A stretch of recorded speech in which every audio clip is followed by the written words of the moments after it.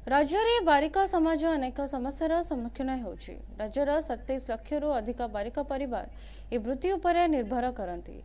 समाजर सबु वर्गर लोकों पई गुरुत्वपूर्ण कार्य तुलाइबा सत्वे समानक आर्थिक और सामाजिक सुरक्षा सुदृढ़ नुहे। तेबे एही समाजर लोक माने सर्वदा अन्य मानक प्रिय पात्र होई रहिछन्ति। एही कारणरू सरकार निकट में समानक आर्थिक व्यवस्था उन्नत करने पई विभिन्न समय दाबी होई आसुछि। एही प्रसंग में कटकर शहीद भवन ठारे स्वर्णक्षेत्र दिवस अवसर में अतिथि माने मत व्यक्त करिसेंति।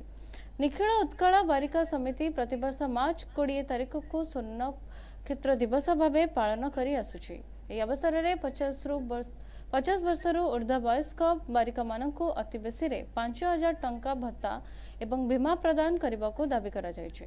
अन्यपक्षरे बारिका मानकु सर्वांगीन विकास पाई एक समाज कल्याण बोर्ड गठन करने को मध्य समिति दाबी करिछि। जो माने सेलून बा पार्लर खोली परिवार प्रतिपोषण करुछन्ति सरकार सेमानक पाई थैथान व्यवस्था करने को मध्य अनुरोध करा जायछि। निखिल उत्कल बारिका समिति कटक जिला शाखार सभापति आजिकार कार्यक्रम होची हमर कटक जिला शाखार समस्त ब्लॉक रो समस्त पंचायत रो हमर जो बारिका भाई भणी माने आछिचलवा एबे सुधा आसीवा चलीची।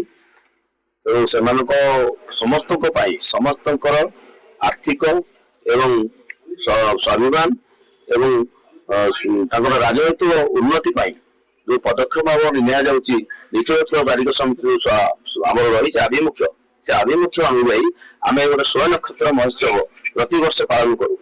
तेणु शहीद भवन परिसर भितर स्व नक्षत्र पालन आम करुचु एवं समस्त बारिक भाई भाई मानकर सहयोग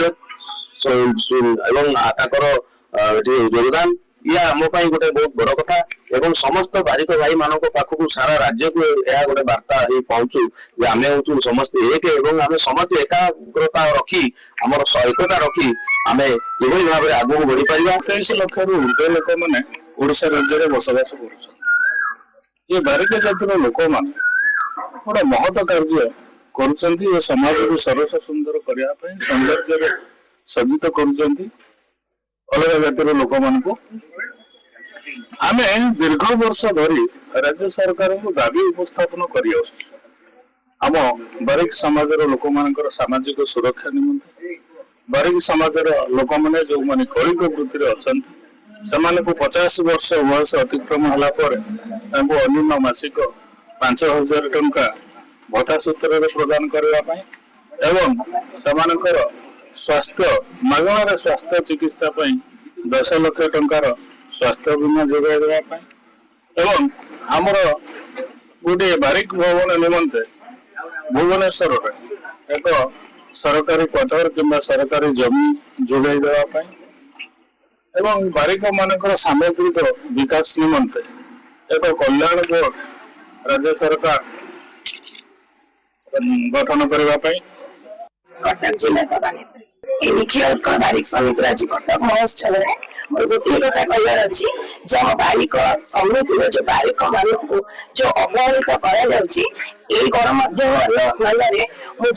चाहूँगी जदि यही जिनटा से पूर्ण न कर तो आगामी दिन में राजरास्ता महिला मैंने पछिबू ना जे आमर जो एकता अच्छी आमर जो बल अच्छी आम देखा चाहूँ जे आमको जो भाई अवहेलित कर सब जिन निश्चित बारिक मान जो भाव समाज को आगे को जावाई जो प्रतिबंधक सृष्टि कर समिति पक्षरु कुआଯାଇଛି जे सरकार ए दाबीगुड़ी को गुरुत्व न देले आगकू क्या बड़ धरणार आंदोलन कराजिबो। कार्यक्रम में समितिर राज्य सभापति हेमंत बारिक कटक जिला सभापति अक्षय बारिक समेत पार्लर सेलून संघर कर्मकर्ता और अन्य बहु मान्यगण व्यक्ति उपस्थित थिले। कटकरू सत्यदेव कर रिपोर्ट NTV।